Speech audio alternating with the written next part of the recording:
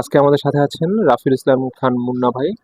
আহ ভাইয়া আসসালামু আলাইকুম, কেমন আছেন? ওয়ালাইকুম আসসালাম। আছি আলহামদুলিল্লাহ মোটামুটি। তো ভাইয়া আপনার সাথে আজকে প্রায় অনেকদিন পরে দেখা। তো সর্বসাকুল্যে আপনি সুস্থ আছেন তো? আপাতত এখনো আছি আলহামদুলিল্লাহ। তো আমরা সব ক্যাজুয়ালিটি বাদ দিয়ে আমরা অ্যাজ এ কলিগ হিসেবে হ্যাঁ, হ্যাঁ, হ্যাঁ। কথাবার্তা বলবো। তো আপনার সাথে আমার পরিচয় প্রায় বছর খানেক তো হবেই, বছরের বেশিও হতে পারে। তো একসাথে দীর্ঘদিন কাজ করছি আমরা। তো আসলে আমার সামনে যে মানুষটা বসে আছেন তিনি অত্যন্ত পরিশ্রমী এবং অত্যন্ত মেধাবী একজন সঙ্গীতজ্ঞ বলবো। তিনি গিটার প্লে করেন। আর মুন্না ভাই বলতেই তো আমরা যেটা বুঝি আর কি যে ক্লাসিক্যাল গিটারটা কি। আসলে আপনি কি মনে করেন মুন্না ভাই যে ক্লাসিক্যাল গিটার আর ক্যাজুয়াল গিটার এর মধ্যে কি তফাৎটা আসলে কি কোথাও আছে? ক্লাসিক্যাল গিটার দুই প্রকার। একটা হচ্ছে গিয়ে স্প্যানিশ গিটার দুইটা ভাগ করেছে। একটা হচ্ছে ক্লাসিক্যাল, একটা হচ্ছে ফ্লেমিঙ্কো গিটার। আর ওটা একটা ভাগ হচ্ছে acoustic guitar. Acoustic guitar. Acoustic গিটারটা হচ্ছে গিয়ে ইন এভারেজ যে সারা ওয়ার্ল্ডের সবাই অ্যাকোস্টিক বাজায়। ফ্লেমিঙ্কো বা ক্লাসিক্যাল যেটা নানো স্ট্রিং এর, সেটা মানুষ কম বাজায়। হুম হুম। আর আমি শুধু গিটার বাজাই না, গান করি প্লাস গিটার বাজাই, দুইটা একসাথে। আমি আপনার পোর্ট্রে করব গিটারটাই, মানে ক্লাসিক্যাল গিটারের যেরকম বাজনাটা এটাই পোর্ট্রে করব। তো আপনি একটু আমাদের ধারণা দিবেন যে ক্লাসিক্যাল গিটারটা কি রকম ভাবে বাজে, প্লেইং প্ল্যানিং করে কিভাবে করে বাজায়, একটু আমাকে যদি বলতেন। ফ্লেমিঙ্কো, ফ্লেমিঙ্কোতে অনেক রকমের টেকনিক আছে, ডান হাতের কিছু কাজ আছে, আচ্ছা। ডান হাতে কিছু কাজ আছে, বাঁ হাতে কিছু ক্রিটিক্যাল কর্ড আছে। হুম ফ্লেমিঙ্কো হুম হুম। এটা পিয়ানোর সাথে সম্পর্ক আছে। আচ্ছা আচ্ছা। আর ক্লাসিক্যাল গিটারটার সাথে পিয়ানোর সম্পর্ক আছে। ওটাতে ডান হাতের কাজ আছে, কিছুটা কম থাকতে পারে, হুম হুম হুম। কিন্তু কিছুটা একই। মানে মিরের কাজগুলো হয়তো মেরে বা কিছু বেশি। কাজ থাকে। হুম তারপরে আহ, যেমন মোজার্ট বা হুম মানে বেথোভেন বা আরো এরকম যারা আছে ক্লাসিক্যাল, হুম হুম। ওগুলি ক্লাসিক্যাল গিটার দিয়ে বাজানো হয়। আপনি কি মনে করেন মোজার্ট, বেথোভেন এগুলো ক্লাসিক্যালের অংশ বা ক্লাসিক্যাল? হ্যাঁ, ক্লাসিক্যাল, ওকে, ক্লাসিক্যাল নিউ মিউজিকের অংশ ক্লাসিক্যাল। আমরা জানতে পারলাম। পেশাগত ভাবে সঙ্গীত যে আপনি প্রফেশন হিসেবে নিয়েছেন এটা কতদিন ধরে? 2000। 2000 থেকে? 2000 থেকে আপনি এটা যাত্রা শুরু করছেন? আচ্ছা। মানুষের মধ্যে থাকে না যে একটা ধারণা আছে যে বাংলাদেশ থেকে মিউজিক করা আর প্রফেশনাল লাইফ লিড করা বা বাহ্যিক লাইফ লিড করা কি সম্ভব কিনা, বা আপনার আপনার এটা কিভাবে আপনি প্রভাবিত হয়েছেন এই জায়গাটা থেকে? একটা মানুষ যদি চায় যে আমি গান গাবো, গিটার বাজাবো, এটা দিয়েই লাইফ লিড করবো, সংসার চালাবো, বাবা মা, বন্ধু, বউ বাচ্চা, হুম হুম সে পারবে। তার ইচ্ছাটা হচ্ছে মেইন বিষয়। হুম হুম। সেভাবে সিনারিও গোছানো সেটা আছে। সেটা কি কোনোভাবে বাধাগ্রস্ত হচ্ছে বিভিন্ন বাধা করছে কারণে? বাংলাদেশে, বিদেশে যেরকম আমি ইচ্ছা করলে রাস্তায় নেমে যেতে পারি, হুম তো হুম। বাংলাদেশে আমি ইচ্ছা করলে রাস্তায় নামতে পারবো না, এটা বলবে কি যে কনজারভেটিভনেস এর কনজারভেটিভ। আমাদের সুশিক্ষার অভাব সুশিক্ষার অভাব? কিছুটা। কিছু কিছু মানুষ নেগেটিভ হিসেবে নেয় যে টিভিতে আপনি রেডিওতে তো আমার জানা মতে আপনি মনে হয় 5 ওয়াক্ত নামাজ পড়েন আপনি। নামাজ পড়ি, আহ, চেষ্টা আহ, করি, চেষ্টা কোরআন শরীফ পড়ি, নামাজ পড়ি, তাহাজ্জুদ নামাজ পড়ি। আল্লাহ তাআলাকে খুশি করার জন্য যা যা করার দরকার হুম হুম। চেষ্টা করি, কিন্তু মিস হয় মাঝে মধ্যে। এটা কি কোনোভাবে আপনার মিউজিককে প্রভাবিত করে কিনা? এটার সাথে মিউজিকের সম্পর্ক আছে। আচ্ছা আল্লাহ তাআলার কাছে ক্ষমা চাওয়া, এই যে ইমোশনটা, সেই ইমোশনটা মিউজিকে ঢালা যায়। আচ্ছা। মিউজিকের সাথে সম্পর্ক আছে, কারণ আজানের সূরা, আমি একটা আজানটা একটা সুর, হুম হুম একটা সূরাতে লেখাটা হচ্ছে এক লেখা, আবৃত্তি করা হচ্ছে আবৃত্তি, আর সুরে বলাটা হচ্ছে সুর। হুম হুম। তো সম্পর্ক আছে। একটা ধারণা কাজ করে সবারই যে আপনার আহ, আমি পার্সোনালি কোনো ধর্মকে অ্যাটাক করছি না, তারপরেও বলতে হয় যে অনেক সময় দেখা যায় যে অনেক কনজারভেটিভনেস এর জন্য মিউজিকটাকে হারাম বা হালাল বলা হুম। হয়। তো সেদিক থেকে আপনি একজন মুসলিম ফ্যামিলি থেকে বিলং করে আপনার কি কখনো এই দিকটা আপনার উপর প্রভাবিত হয়েছে কিনা? কিছু কিছু মানুষ আছে আমাদের ধর্মটাকে বেশি কঠিন করে ফেলছে। এত কঠিন আমাদের ধর্মটা না, ধর্মটা খুব সোজা। আচ্ছা আচ্ছা। মানে মিউজিক করা যাবে, হ্যাঁ, যেমন কবরস্থানের ভিতরে মিউজিক করা যাবে না, যে মিউজিক উত্তেজনা আনে, এক্সাইটেড মানুষের নাচানাচি, উচ্ছৃঙ্খলতা, সেগুলি নিশ্চয়ই বর্জনীয়। হুম। কিন্তু যদি একটা সফট মিউজিক করি যেটা মানুষকে মানে আন্দোলিত পিওর করে, মিউজিক যেটাকে পিওর বলা হয়। মিউজিক যেটা বলে, হুম সুরের সুর, গান, মিউজিক, আমি গান গাইলাম গান দিয়ে অথবা সুর দিয়ে, মিউজিক, হুম গিটারে হুম। মিউজিক দিয়ে, তাহলে সেটা গুনার হওয়ার কোনো লজিক নেই। লজিক নেই। না, সেটাই হওয়া উচিত বলে আমরা। চুপচাপ যেটা মানুষ শুনবে, কোনো এক্সাইটেডমেন্ট, রাগ রাগ বা আনন্দ, নাচানাচি, হুম এক্সাইটমেন্ট কোনো নাই, নর্মাল। হুম সেটা সব ধর্মেই, যেমন বৌদ্ধ ধর্মে মেডিটেশনের সাথে মিউজিকের সম্পর্ক আছে। হুম কারণ ওরা চোখটা বন্ধ করে হুম হুম। ধ্যান করে, সেটার সাথে মিউজিকের সম্পর্ক আছে, এটাকে বলা এবং হয় আমরা আমরা মেডিটেশন। দেখি যে আমাদের ভারতীয় উপমহাদেশে আমাদের মধ্যযুগের পর যদি আপনি ধরেন তো আমরা মধ্যযুগের আগেও আপনি দেখে থাকবেন যে হযরত আমির খসরুজি, আহ, মিয়া তানসেন, তো ম্যাক্সিমাম আমরা দেখতেছি নিজামুদ্দিন আউলিয়া, তো সবাই তো ইসলাম প্রচার করেছে। ইভেন আপনি যদি মিউজিকের হিস্টোরিতেও যান, আপনি দেখবেন যে আমির খসরুজি, নিজামুদ্দিন আউলিয়া খান, তো তারপরে আপনার মিয়া তানসেন, এনাদের তো ভূমিকা আপনি বলে শেষ করতে পারবেন না। হ্যাঁ, তো তারাও তো ইসলাম প্রচারে অনেক হ্যাঁ, একটা ইয়ে করেছে। তো হ্যাঁ। সেদিক থেকে আপনার কি মনে হয় যে তারা কি মানে তারাই এই ধর্মটা ইয়ে করলো, এবং এখন যেটা দেখা যাচ্ছে, তো বর্তমান সময়ে যে কনজারভেটিভনেস এখানেই বেশি, এটা আপনি কিভাবে দেখছেন? কিছু কিছু মানুষ ধর্মটাকে কঠিন করে ফেলছে, এটা প্রথমে বললাম। কিছু কিছু মানুষ ধর্মটাকে কঠিন করে ফেলছে, এত কঠিন আমাদের ধর্মটা না। হুম হুম আমাদের ধর্মটা খুব সহজ। হুম হুম কিন্তু অনেক কিছু এটা, এটা কোরআন লেখা আছে যে হুম ধর্মটাকে বিভক্ত করা হয়েছে, কিছু কিছু মানুষ এটা বিভক্ত করে ফেলছে। হুম হুম হুম হ্যাঁ। তো মিউজিক এক জিনিস, ধর্ম আর এক জিনিস। ধর্ম বিশ্বাসের ব্যাপার, মিউজিক হচ্ছে করলো করলো, না করলো না করলো। ধর্ম বিশ্বাসের ব্যাপার, হুম হুম দুটা দুই জিনিস। কিন্তু আমাদের ইসলাম ধর্মটাকে কিছু কিছু মানুষ কঠিন করে ফেলছে, এত কঠিন আমাদের ধর্ম না। হুম হুম। তো কিছু মানুষের জন্য এই হ্যাঁ, ধারণাটা সৃষ্টি হয়েছে বলে আপনি মনে করেন? এটা খুব সুন্দরভাবে আমাদের বুঝিয়ে দিলেন। একটু অন্যদিকে আমরা অন্য প্রসঙ্গে যাই। সেটা হলো যে আপনি তো, আমি যতদূর জানি আপনি মিউজিক থেরাপি সংক্রান্ত কাজকর্মের সাথে যুক্ত। যা আমি জানতাম না, কারণ আমিও এই পেশায় বা এই প্রফেশনে অনেক দিন থেকে আছি যে মিউজিক থেরাপি নিয়ে কাজ করার। তো আমি একদিন আপনার মুখেই শুনে অবাক হই যে আপনি কয়েকজন পেশেন্টকে ঠিকও করেছেন, আপনার স্টুডেন্ট সম্ভবত। হ্যাঁ। তো আমাদেরকে এমন কোনো ঘটনা আপনি শেয়ার করতে চান যে এরকম আপনার কোনো জীবনে মিউজিক থেরাপি রিলেটেড ঘটনা, যা মিউজিক দিয়ে আপনি অনেককে হিল করছেন এরকম? এটা সোজা। আমি যদি মিউজিক থেরাপি বাদ দিই, হুম নর্মাল ভাবে যদি চিন্তা করি, তাও তো একটা থেরাপি। হুম হুম নর্মাল মানে একটা মানুষের মনটা খুব খারাপ, হুম এমন সময় তার সাথে সামনে সামনে বসে গিটার দিয়ে একটা মিউজিক করলাম, অথবা একটা গান করলাম, গিটারে ব্যাকগ্রাউন্ডে মিউজিক দিলাম, তখন তার মনটা হয়ে যায়, বা আমার মনটা ভালো হয়ে গেছে, এরকম এরকম কিছু মানুষ আমাকে করছে, মনটা খারাপ ঠিক করে ফেলছি। আচ্ছা আচ্ছা। তারপরে ভয় পায়, সেটা তাদেরকে মিউজিক থেরাপি দিয়ে ঠিক করছি। হুম হুম আবার তার পুরনো স্মৃতি মনে পড়ে, কিন্তু তাকে সেরকম ভাবে সঙ্গ কেউ দেয় না, হুম হুম আমি তাকে একটু সঙ্গ দিচ্ছি মিউজিক দিয়েই, গিটার, গান, মিউজিক, সুর। সে সুস্থ, হাসি খুশি হয়ে গেছে, তার মনটা ফ্রেশ হয়ে গেছে। হুম যেমন একটা কম্পিউটারকে রিফ্রেশ বাটন চাপ দিলে, F5 অথবা রিফ্রেশ বাটনে চাপ দিলে, পয়েন্টে চাপ দিলে তো কম্পিউটারটা রিফ্রেশ হয়। হুম হুম ঠিক হুম। সেরকম ভাবে মিউজিক দিয়ে মানুষকে রিফ্রেশ করা যায়। আচ্ছা, এই আপনার সহজ। আপনি বলতে চাচ্ছেন যে ডিপ্রেশন যে জিনিসটা, ডিপ্রেশন, রাইট, এটা ডিপ্রেশন, কাটাতে অনেকটাই ডিপ্রেশন, হেল্প করে মিউজিক থেরাপি। Exactly depression. আপনি আপনি কি বিশ্বাস করেন যে আসলে এটা দিয়ে মানুষকে ওই জায়গা থেকে হিল করা সম্ভব? কারণ আমার অভিজ্ঞতা থেকে আমি অনেক দেখেছি। আমার একটা পেশেন্ট ছিল, সাইপ্রাসে একজন ছিল, ফ্লোরিডাতে একজন ছিল। তো এনারা হচ্ছে জাস্ট কথা বলতে চাইতো যে আমাকে 2 মিনিট কথা বলেন আমার সাথে, আমি এটার বিরুদ্ধে পে করবো আপনাকে। তো এরকম মানুষকেও মিউজিক দিয়ে আমার কোম্পানি থেকে আমরা অনেক ইয়া করছি। সত্যি, ইভেন বিভিন্ন সুইসাইডাল কেসও আমরা হ্যান্ডেল সত্যি, করেছি, যে ছেলেটা বা মেয়েটা সত্যি। সুইসাইড করতে যাচ্ছে, ওখান থেকে ফিরে হ্যাঁ, আনা। হ্যাঁ, সত্যি, সত্যি, হ্যাঁ, সত্যি। ডিপ্রেশন, এটা রাইট। এটা পসিবল। হ্যাঁ, হ্যাঁ, হ্যাঁ, হ্যাঁ। তো আপনার ক্ষেত্রে শুধু গিটার না, পিয়ানো, তবলা, হুম হুম গিটার, বাঁশি, হুম হারমোনিয়াম, যেকোনো জিনিস হতে পারে। তো আমি গিটার দিয়ে চেষ্টা করি। মিউজিকের, যেহেতু আমি গান গাই, হ্যাঁ গিটার হ্যাঁ, বাজাই, গিটার দিয়ে মিউজিকের অংশই তো মিউজিক দিয়ে, সব। হ্যাঁ।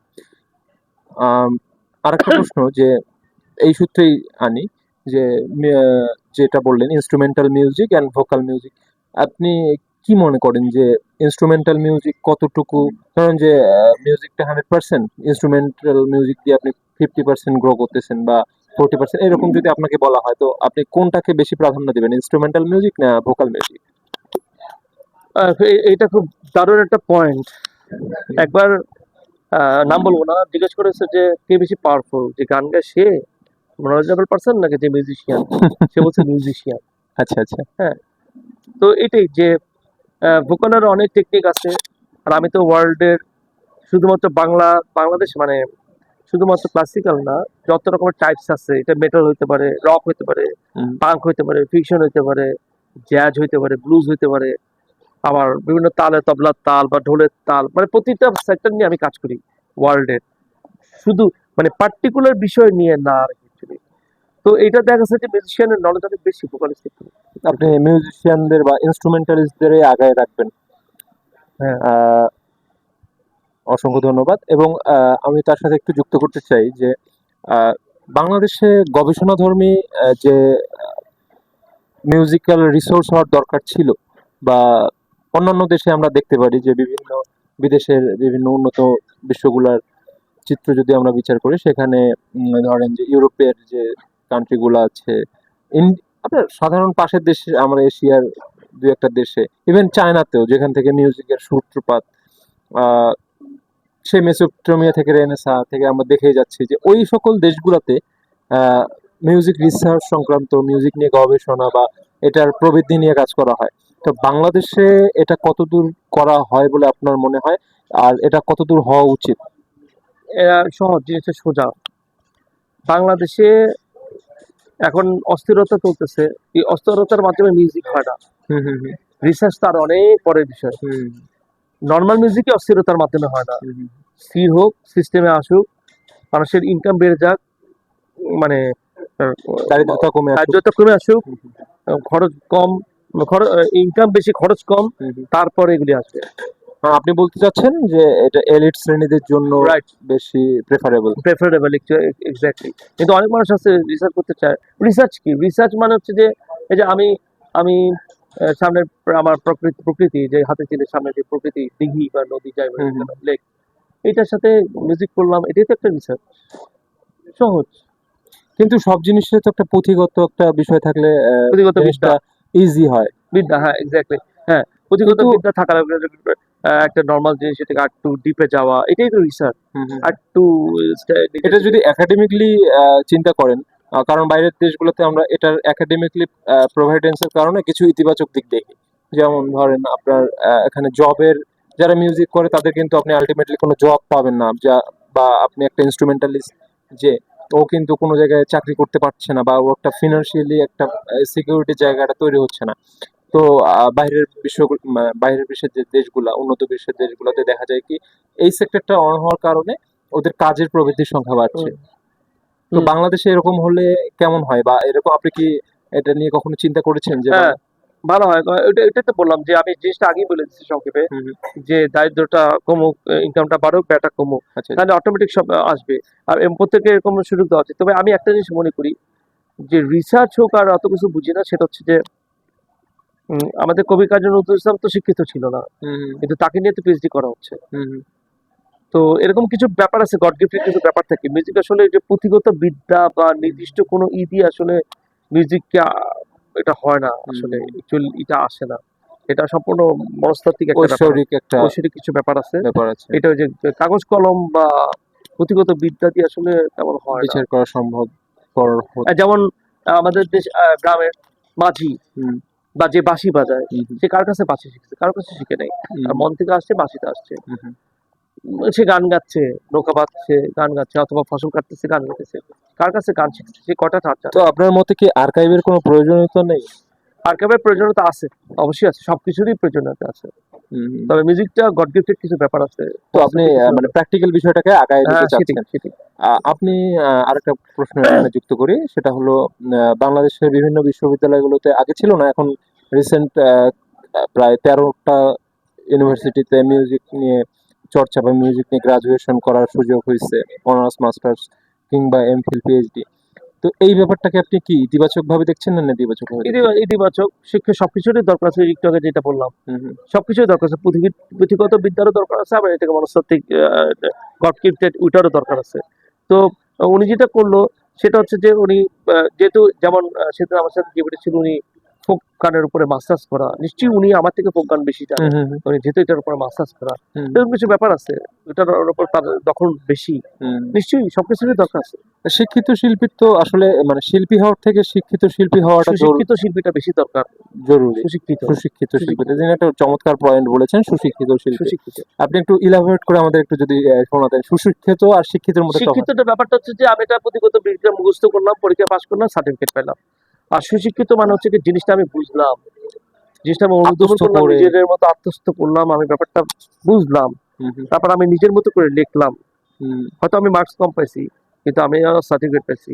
কিন্তু আমি জিনিসটা সত্যি সত্যি আমার প্র্যাকটিক্যাল জীবনে আমি সেটা কাজে লাগালাম। আর একটা চমৎকার বিষয়, আমি একটু কিছুক্ষণ আগে আমি অবগত হলাম যে আপনার কোনো আম, সঙ্গীত শিক্ষায় কোনো গুরু ছিল না বা কোনো টিচার ছিল না। তো টিচার বললে আমি ছোট করব না, কোনো গুরু ছিল না আপনার। তো এই জিনিসটা আসলে ভাবার মতো যে আপনার যেরকম প্লেয়িং আমরা শুনেছি এর আগে, আপনার প্লেয়িং আমি অ্যাড করে দিব। তো আপনি আপনার একটা ছোট্ট ক্লিপ এখানে অ্যাড হবে। পরবর্তীতে। তো যাই হোক, আপনি এই ব্যাপারটাকে আপনি কিভাবে দেখেন যে গুরুমুখী শিক্ষা যে কথাটা বলা হয় যে সঙ্গীত মাত্রই গুরুমুখী শিক্ষা, এটা কতটুকু ইতিবাচকতা আছে এই কথায়? গুরুমুখী বিদ্যা আসলে কি একটা যে কথা আছে যে মানুষের অন্তর যদি বাজে তাহলে যন্ত্র বাজবে। আচ্ছা। অন্তরটা যদি বাজে যন্ত্র বাজবে। সে যদি নিজে থেকে স্টাডি করে, সেটা শুধু মিউজিক কেন, প্রতিটা বিষয়ে নিজে থেকে যদি স্টাডি করে, রিসার্চ করে, তাহলে অনেক কিছু বের হবে। আমি এটা মনে করি আর কি। ইচ্ছা থাকা লাগে, চেষ্টা থাকলে যে তার ইচ্ছা, আগ্রহ এইসব বেশি বেশি ডিপেন্ড করে। ডিপেন্ড করে। তো আমি আমি ফার্স্ট ক্লাস ছিলাম একেবারে, ছিল না যে তা না, একবারে ফার্স্ট ক্লাসে ২টা কর্ড হয়তো শিখছি। হুম, একটা কর্ডও যদি কেউ আমাকে শেখায় বা একটা লেসনও যদি যায়, সেও আমার গুরু। আমি এইভাবে হিসাব করি। কিন্তু যেইভাবে গুরুমুখী বিদ্যা বলতে যেটা বলতে, সেরকম গুরুর সান্নিধ্য আমি পাইনি কখনো। পাইনি। বরঞ্চ দেখা গেছে যে আমি প্রোগ্রাম করে আসছি, যে শিখাচ্ছে তার কাছে আমি শিখতে চেয়েছিলাম, হুম, হুম। উল্টা তাকে আমি শিখাচ্ছি। এরকম কিছু। ও আচ্ছা, আচ্ছা। এরকম হইতে তবে সবার ক্ষেত্রে তো সব জিনিস হুম, হয় না। কেউ এটাকে ইতিবাচক ভাবেও নেয়। আবার হয়তোবা এমনটাও হতো যে সেরকম গাইডলাইনস বা সেরকম যদি গুরু থাকতো আপনি অনেক আগায় গেলেন আরো, হুম, এরকমও হইতে পারতো। হুম, তো যাই হোক, এই বিষয় আর আপনি আরেকটা বিষয় আমাকে একটু অবগত করবেন যে আহ মিউজিক দিয়ে মানুষের মানুষের যেমন আমাদের মনের প্রবৃদ্ধি হয়, তেমন কি আপনি নেচারকে রিলেট করতে পারেন কিনা এর হ্যাঁ, সাথে?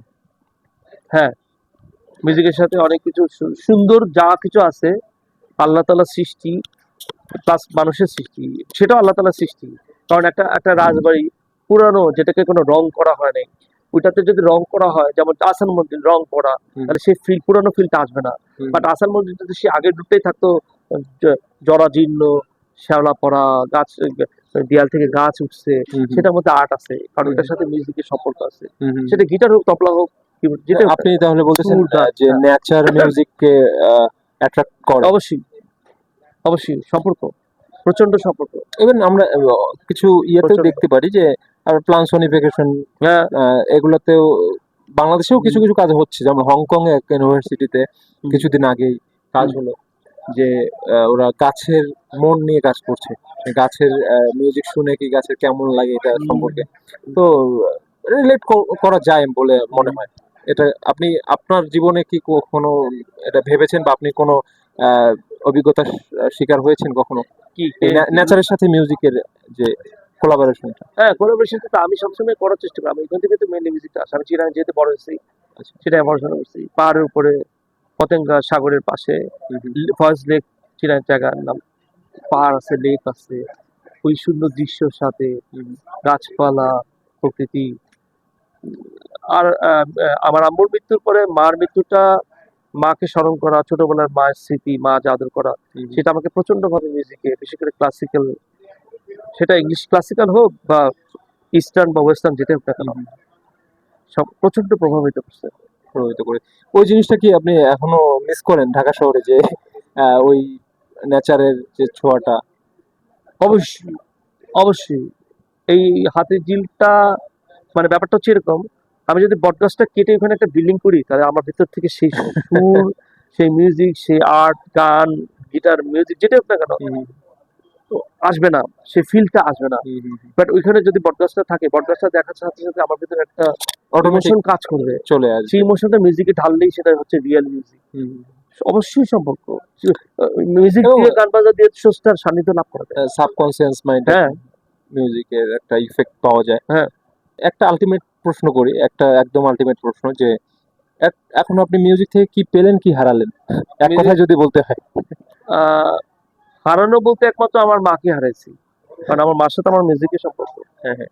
ওনার কাছ থেকে ভালো, ভালো গান, সুরেলা গান, মানে উঁচু লেভেলের সংগীতগুলি শোনা, হুম, সেটা তো আমি এপ্লাই করি। আমি নিজে এখন পারফর্ম করি। হুম, কিন্তু হারালাম বলতে ওই মা।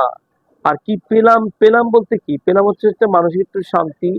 মানসিক শান্তি মানে হচ্ছে যে আমি সুন্দর একটা জায়গায় গিটারটা যখন মিউজিকটা বাজে, তখন আমার নিজের কাছে একটু শান্তি লাগে। হুম, যদি এটা শুদ্ধ মিউজিক হয়, হুম, অথবা যদি একটা গান গাই, গিটার বাজায়, হুম, সুর বা মিউজিক, আমার কাছে শান্তি লাগে যে এই যে আমার পাশে এই যে লেকটা, হাতে চিনি, এখানে গাছ, লেক, এই দৃশ্যটার সাথে মিউজিক বা গান, কি সুন্দর সম্পর্ক, এটা মানুষের মনটাকে রিফ্রেশ করে। এটা হুম, হচ্ছে হুম। পেলাম, এটাই পেলেন মানে, এটাই পেলাম, এটাই আসলে মিউজিক যে এটাই মিউজিক। আসলে মিউজিকে পাওয়ার কিছুই নাই। হ্যাঁ, আর এটাকে ওই অ্যাবস্ট্রাক্ট নাউন তো হ্যাঁ, এটাকে ওইভাবে বিচার করাটাও আহ, সুখকর নয়।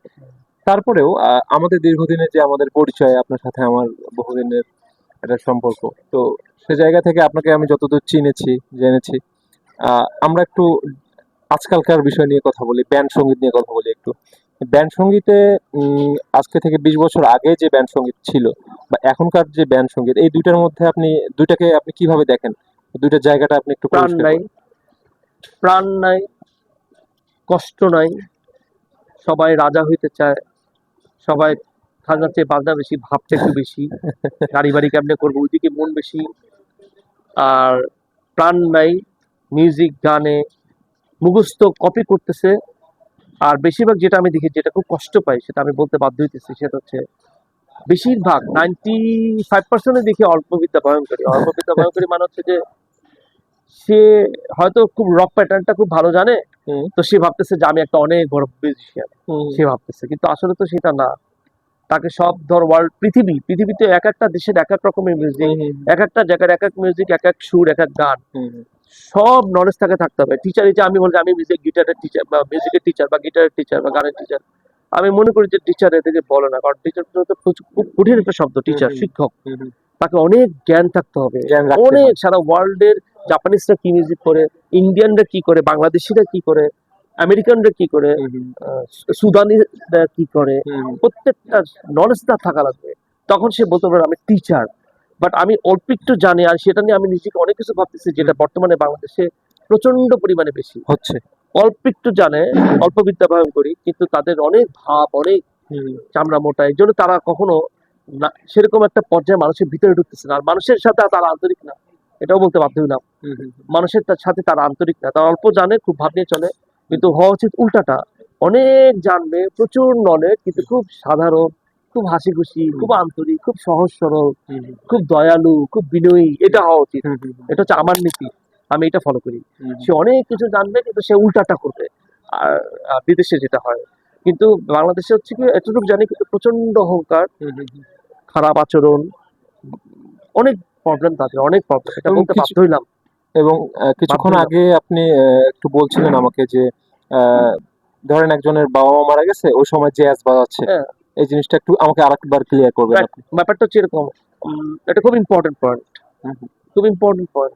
নট অনলি ক্লাসিক্যাল, সব ক্লাসিক্যাল ক্ষেত্রে সেটা হচ্ছে যে আমার মা মারা গেছে, এক্সাম্পল, এখন আমার ভিতরে কি হেভি মেটাল মিউজিক আসবে?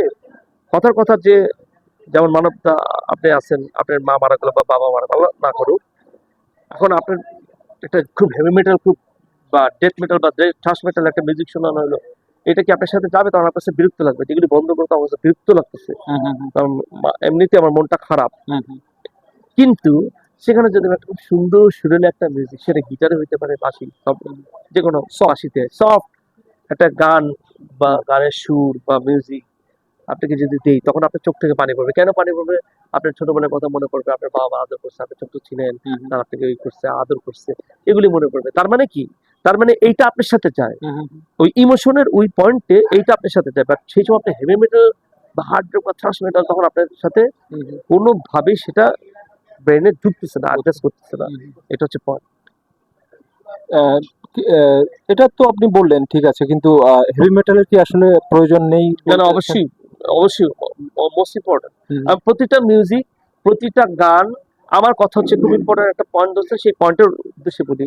হুম, আমার কথা হচ্ছে আমি গান গাবো শুদ্ধ বাংলায়, হুম। Not Banglish.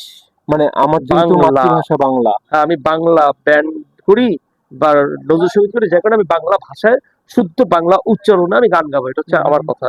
বাট আমি মিউজিকে, আমি সারা ওয়ার্ল্ডের মিউজিক করলাম, হুম, হুম, হুম, সেটা জ্যাজ হইতে পারে, সেটা রক হইতে পারে, সেটা যে কোনো, যে কোনো ঠাট হতে পারে, যে কোনো Indian classical, western, eastern, western, সব উত্তর দক্ষিণ সাউথ নর্থ সাউথ সব মিলে সারা ওয়ার্ল্ডের সব মিউজিক আমি অ্যাপ্লাই করলাম হুম, মিউজিকের ক্ষেত্রে। হুম, বাট আমি অ্যাজ এ বাংলাদেশি, যেহেতু আমি বাংলাদেশি, আপনি বাংলাদেশি, হুম, হুম। সেহেতু আমাদের বাংলা উচ্চারণ, শুদ্ধ বাংলা গান করা উচিত, এবং ওই লিরিক্যাল, বাংলাদেশি যেহেতু। ওই লিরিক্যাল অর্থেও আমাদের সেটাই, সোলটা বা সেটাই, ওর টিউনটা হওয়া সেটাই, উচিত। এটাই বর্তমানে প্রবলেম।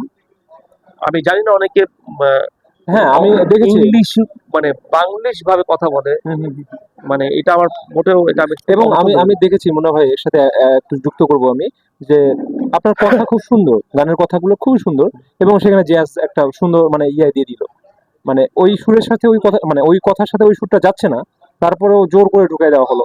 ইভেন এখন তো ঘরে ঘরে কম্পোজার, তো সেই দিক থেকে এই জিনিসটা আরো বেশি হচ্ছে, এটা কি সঙ্গীতের অবক্ষয়ই বলবো? অবকাশ না, হ্যাঁ, আমার কথা হচ্ছে যে আমি একটা বাংলা গান গাইতে পারি, ব্যাপারটা একটু একটু সহজ করে দিই। হুম, সেটা হচ্ছে আমি একটা বাংলা ব্যান্ডের গানই গেলাম, হুম, তো ঠিক আছে ওটার মধ্যে আমি একটু জ্যাজ ঢুকাতে পারি, হুম, হুম, হ্যাঁ, বাট আমি ক্লাসিক্যাল করলাম, তার ভিতরে একটু জ্যাজ ঢুকাতে পারি। মিউজিকের ক্ষেত্রে মানুষের নলেজ অনেক থাকা উচিত, কিন্তু যেহেতু আমি বাংলাদেশে, আমি ব্রিটিশ না, হুম, বা আমি শ্রীলঙ্কান না, বা আমি আমি থাই না, হুম, তো আমাকে বাংলা উচ্চারণের গান, আমি গান গাবো বাংলা, সুরেলা গান সব বাংলা, সবই বাংলা, হুম। বাট মিউজিক হয়তো আমি ওয়েস্টার্ন ইস্টার্ন সব মিলিয়ে করতে পারি, কোনো আপত্তি নেই।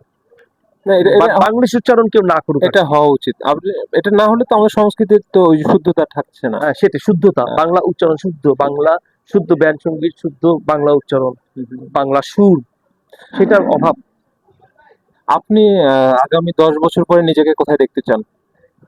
আগামী 10 বছরে দেখতে চাই, যাতে দোয়া করবেন যাতে আমি আমার বাবা এবং ভাইয়ের দায়িত্ব নিতে পারি, হুম, হুম, নামাজ পড়তে পারি, মানুষের সাথে আরো বেশি আন্তরিক, বিনয়ী, হুম। নম্র, ভদ্র, ভালো মানুষ হইতে পারি, সততা বজায় রাখতে পারি, আর মিউজিক নিয়ে যাতে আরো মিউজিক ভালো নিয়ে কোনো আপনার, পর্যায়ে যেতে হ্যাঁ, পারি। মিউজিক নিয়ে যদি আপনাকে বলা হয় যে আপনার বড় কোনো লক্ষ্য আছে কিনা, বা এই জায়গাতে আপনি এই 5টা অ্যালবাম করবেন, বা এরকম কোনো আপনার? না, লক্ষ্য এটাই যে এখন আমাকে যদি 10টা মানুষ চিনে, হুম, তখন যাতে আমাকে 100 কোটি মানুষ চিনে, এটাই লক্ষ্য, আপনার ভালো কাজের এটাই। দ্বারাই, এটা আমরা আশা করি। আলহামদুলিল্লাহ। এবং অবশেষে আরেকটা কথা বলি যে বাংলাদেশের মিউজিকের যে অবক্ষয় বলবো, এই জায়গাটা থেকে উঠে আসতে গেলে আমাদের কি কি করা করণীয়? বাংলাদেশের অবক্ষয়ের মেইন এক নাম্বার পয়েন্ট হচ্ছে গিয়ে, 1 নাম্বার পয়েন্ট হচ্ছে রাজনীতি, বাজে রাজনীতি বন্ধ করা, হুম, সুশিক্ষার ব্যবস্থা করা, হুম, অর্থনৈতিকভাবে মানুষের ইনকাম বেশি থাকবে, খরচ কম থাকবে, তরি তরকারি, বাসা বাড়ি খরচ, জামা কাপড়, ইউটিলিটি কম। সবকিছু খরচ কম হবে, কিন্তু মানুষের ইনকামটা বাড়বে। হুম, প্রতিটা মানুষ কাজ করবে, যে লোকটা চোর ছিল হুম, সেও কাজ করবে, যে মানুষটা হিজড়া, যে বাসে বাসে চাঁদা নিচ্ছে, যে আমাকে 10 টাকা দেন হাততালি দিয়ে চাঁদা নিচ্ছে, চাঁদাই বলবো, সেও কাজ করবে, সবকিছু একটা সিস্টেমে যাবে, হুম, মানুষের খরচ বেশি হবে, সরি, ইনকাম বেশি হবে, খরচ কম হবে, হুম, জিনিসপত্রের দাম কম হবে, হুম, মানুষ আরাম করে খাবে, গরিব মানুষও কোক খাইতে পারে, একটা কোক কথা কথা 40 টাকা যদি হয়, শুধু বড় লোকরা বা মধ্যবিত্ত করে খাবে, সবাই যাতে খাইতে পারে, হুম, সবাই হুম। যাতে ভালো থাকে, আল্লাহর কাছে এইটুকু চাওয়া, সবাই যাতে ভালো থাকে, আল্লাহ আচ্ছা, তাআলা সবার গুনাহ মাফ করে দেন। আপনি আমিন, মিউজিকের যে আমিন। প্রবৃদ্ধির জন্য আপনি কোনো কি উদ্যোগ গ্রহণ করেছেন, বা আপনার কোনো একাডেমিক্যালি বা কোনো জায়গায় জায়গায় আপনি শিক্ষাদান বলেন, বা আমরা তো একটা, আমরা দুজনেই একটা প্রফেশনে আছি মিউজিক শিক্ষার, যদিও বা আমাদের কতটুকু জ্ঞান আছে সেটা আলাদা ব্যাপার, কিন্তু মানে এই সকল সেক্টর কি আরো বেশি হওয়া উচিত, বা এর প্রবৃদ্ধি হওয়া উচিত কি? এখানে একটা পয়েন্ট আমার একটু দুঃখ হয়, হ্যাঁ।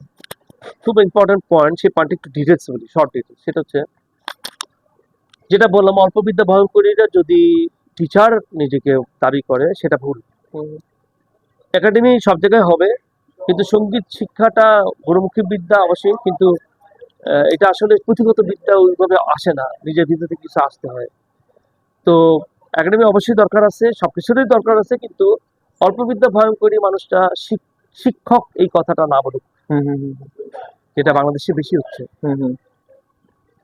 সে হয়তো পার্টিকুলার সাবজেক্টে মাস্টার, হ্যাঁ, হ্যাঁ, that is true, hmm, hmm, I also agree, but সে সব ভার্সেটাইল না, হুম, আমার দুঃখটা এখানে। I see. এবং আন্তরিক না, মানুষের সাথে আন্তরিক হওয়া উচিত, নরম হওয়া উচিত, সহজ হওয়া উচিত, বিনয়ী হওয়া উচিত, নম্র ভদ্র হওয়া উচিত।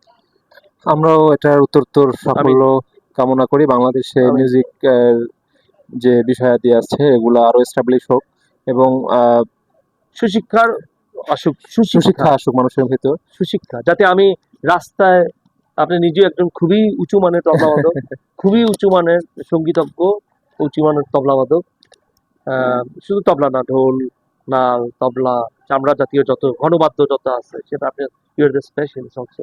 কিন্তু আমি যেটা বলতে চাচ্ছি সেটা হচ্ছে যে, যাতে মানুষ রাস্তায় নেমে মিউজিক করে, হুম, হুম, আমার কথা হলো, আমি তবলা একটা নিয়ে বা গিটার একটা নিয়ে রাস্তায় নেমে গেলাম, আমি গান বাজনা করে রাস্তায় ইনকাম করতে পারলাম, সেরকম বিদেশে যেটা হয় অত কঠিন চিন্তা ভাবনার কিছু নাই। বিদেশে যেটা হয়, এমনকি পাশের দেশ ইন্ডিয়াতেও যেটা হয়, সেটা যাতে হয় নর্মাল সবকিছু, নর্মাল সব। যাতে বলে না যে সে হয়তো টেলিভিশন রেডিওতে চান্স পায় না, ইভেন সে রাস্তায় আরেকটা করতেছে। জিনিস এখানে আমি অ্যাড করবো যে যে কোনো শিল্পী, আমি হ্যাঁ, এনি আর্টিস্ট, হুম, আর্টিস্ট তো সবাই হইতে পারে না, যে কোনো আর্টিস্টের সবগুলো বিষয়ে জ্ঞান থাকা উচিত আমার বলে মনে হয়। হুম, আমি এই জিনিসটা অবক্ষয় এখন দেখতে পাচ্ছি যে একজন সিঙ্গার খুব ভালো গান গায়, কিন্তু তিনি ভালো তবলা প্লে করতে পারছে না, ভালো গিটার প্লে করতে পারতেছে না। আমি বলতেছি না যে তাকে সবটাই প্লে করতে হবে, মিনিমাম জ্ঞানটা কি থাকা দরকার কিনা। মিনিমাম জ্ঞানটা অবশ্যই থাকা দরকার, অবশ্যই যেমন থাকা দরকার। আপনি গিটার প্লে করেন, এর সাথে সাথে তো আপনি অনেক হুম, আপনার ভোকালও শিখতে হয়, আহ, বিভিন্ন সম্পর্কে আপনার জ্ঞান রাখতে হয়। আমারও বেলায় তাই, যে আমি তবলা প্লে করি কিন্তু বিভিন্ন জায়গায় এখানে বলতে ব্যাপার আছে। তবলার যে বোলগুলি, তবলার যে লেসন গুলি, হুম হুম এই একতাল, দুইতাল, ঝাপতাল, বিভিন্ন তবলার লেসন, বা ঢোল বা হুম নাল হুম হুম বা কঙ্গা বঙ্গা, যেটা আপনার চামড়া ঘনবাদ্যতা হুম দিয়ে, সেই সবগুলি কিন্তু আমি গিটারে ডান হাতে, যেহেতু আমি রাইট হ্যান্ডি, হুম মানে ডান হাতে গিটার বাজাই, হুম আমি শিক্ষা দেই। মানে তারা এই তবলা শিক্ষাও তাকে আমি গিটারে যা যা শিখে তাদেরকে দেই। আবার অ্যাকোস্টিক ড্রামসের ওইটা শিক্ষাও দিই, দ্যাট ইজ এটা ওয়েস্টার্ন, এটা হচ্ছে ইস্টার্ন। হুম হুম ওই দুইটা শিক্ষাই আমি তাকে দিই। আবার হারমোনিয়ামের নোটগুলি কিভাবে বাজায় সেটা আমি গিটারে শিক্ষা দিই। আবার জ্যাজ কিভাবে বাজায় সেটাও দেই। মানে মোট কথা হচ্ছে গিয়ে, মানে মিউজিক শুধু গিটার, কথার কথা যে আমি একজন গিটারিস্ট বা এবং ভোকালিস্ট, শুধু গিটারই দেখবো, তবলা কি বাজালো, বাঁশি কি বাজালো, ঢোল কি বাজালো, হারমোনিয়াম কি বাজালো, কিবোর্ড কি বাজালো, সেটা আমি কেয়ার করলাম না। That is not that is music, not, that is not এবং এটা মিউজিক, হওয়া উচিত না। এবং নট প্রত্যেকটা মিউজিক। যন্ত্রের স্বতন্ত্রতা তো আছেই, সেটাই, আপনার গিটারের আলাদা স্বতন্ত্র আছে, সেটাই। হারমোনিয়ামের আলাদা। ইভেন আমি অবাক হই মুন্না ভাই, যে মাঝে মাঝে যে দেখি যে একজন সলো হারমোনিয়াম বাজাবে, নিচ্ছে না মানুষ, হুম, বা মনে করতেই পারে না যে সে হুম, হারমোনিয়াম শিখছে, হুম, কিংবা সে ড্রাম বাজাচ্ছে, হুম, অ্যাজ এ অ্যাকমপ্লিশড হিসাবে তাকে মানা হচ্ছে, কিন্তু ওটার যে একটা স্বতন্ত্রতা আছে এটা কেউ মানতেছে না। ইভেন গিটার বেলাও তাই, যে গিটারের যে একটা আলাদা হুম, হুম, স্বতন্ত্রতা আছে। ইভেন গিটার আপনি যেটা বললেন, প্রথমেই বললেন যে আহ, কয়েক রকমের হয়, ক্লাসিক্যাল, হুম, তারপরে বিভিন্ন। তো সেই জায়গা থেকে এটা বিশ্বাস কি আমাদের করা উচিত না যে প্রত্যেকটা যন্ত্রকে আলাদা আলাদা ভাবে তার নিজের জায়গায় স্বতন্ত্রতা হ্যাঁ, প্রদানের যে একটা। অবশ্যই সে যে এটা ব্যাপারটা হচ্ছে এরকম, যে সে সব জানে কিন্তু কোনোটাতেই মাস্টার না, সেটা বলি নেই। হুম আমার কথা হচ্ছে সে সব দিকে নলেজ রাখবে, তবলাটা কি বাজাচ্ছে, হুম দা দিন দিন দা, তাহলে সেটাই সে ডানাতে বা ডিং ডাং ডিং ডাং।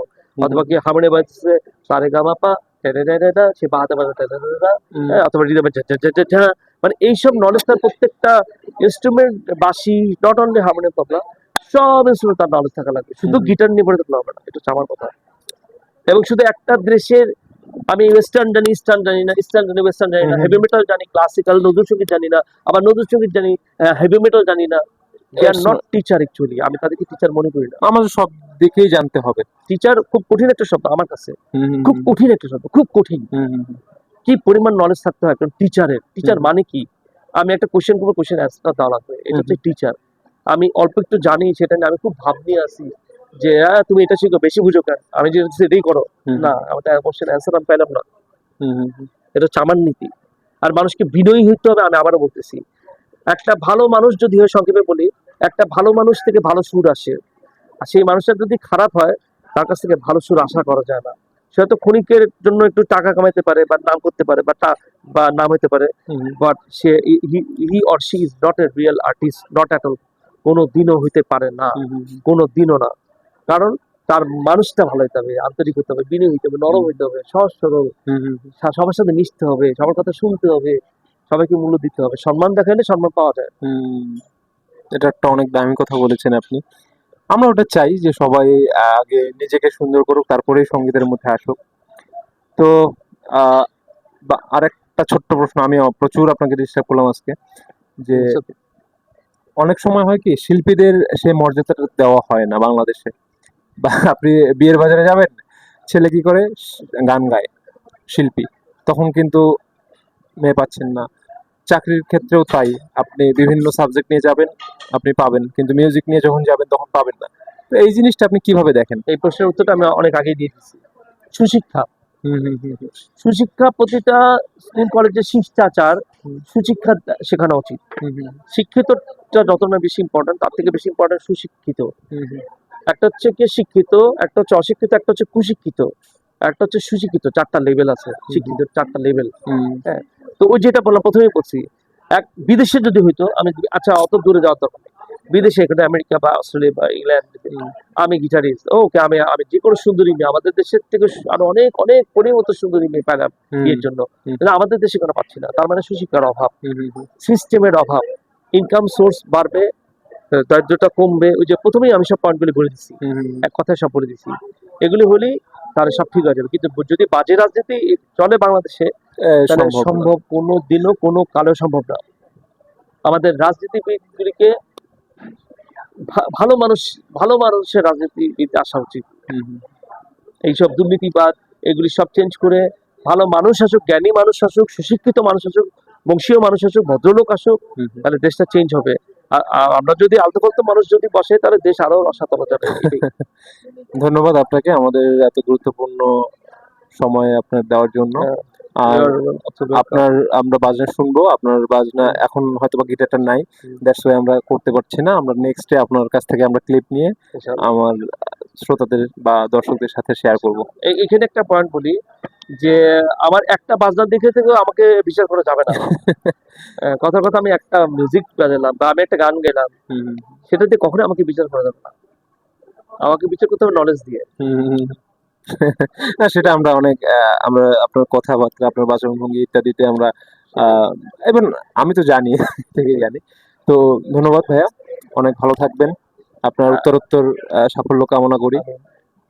আমি ভালো থাকবেন। যে যে ধর্মেরই থাকুক না কেন, সবাই ভালো থাকুক। খ্রিস্টান, মুসলমান, হিন্দু, বৌদ্ধ, যে যে ধর্মেরই হোক না কেন, সবাই ভালো থাকুক। সবাই সব ধর্মে একটা কথাই বলা আছে, শান্তি। অসৎ জিনিস বর্জন করো, ভালো জিনিস গ্রহণ করো, খারাপ জিনিস বর্জন করো। সব ধর্মে একই কথা। তো সবাই ভালো থাকুক, আমিন। আর আপনি তো অনেক উঁচু মাপের মিউজিশিয়ান, না, না, না। সঙ্গীতজ্ঞ এবং তবলাবাদক। শুধু তবলা না, তবলা, ঢোল, তাল, গঙ্গা, চামড়া জাতীয় যত ঘনবাদ্য আছে, you are the specialist. So I am really happy that I gave you the interview. আপনি আমার ইন্টারভিউ নিয়েছেন। I am really happy. I feel great না মাইসেলফ। আমাদের আসলে এসপি মিউজিক জোন একটা নতুন আমাদের ইয়া শুরু হয়েছে, আপনি হয়তো বা অবগত আছেন, সাউন্ড মাইন্ড। আমরা হচ্ছে মানুষদের মাইন্ড মেন্টাল রিসোর্স সম্পর্কে কাজ করি এবং mental resource and research also. মানুষের ওই জায়গাটা থেকে, যে জায়গাটা থেকে আসলে ওই যে শরীরের, আমাদের শরীর অসুস্থ হলে ডাক্তার দেখাই, মন অসুস্থ হলে আমরা তো ডাক্তার দেখানোর চান্স পাই না বা ডাক্তার নাই বলতে। তো ওই জায়গাটা থেকে আমরা কাজ করছি এবং আমরা সাফল্যের দিকে এক ধাপ এক ধাপ করে আগাচ্ছি। তো আপনাদের দোয়া থাকলে অবশ্যই হবে এটা হওয়া উচিত। এবং আপনার অবশ্যই সর্বাঙ্গে আমরা আপনার উপস্থিতি কামনা করছি আমিন। এবং আমাদের সাথে যে থাকবেন আপনি, এটা আমিন। আপনি না চাইলে আমাদের সাথে থাকতে হবে। ইনশাআল্লাহ। ইনশাআল্লাহ। অবশ্যই আমরা একসাথে কাজ করব। ইনশাআল্লাহ। ভালো থাকবেন, সুস্থ থাকবেন। ইনশাআল্লাহ। নমস্কার।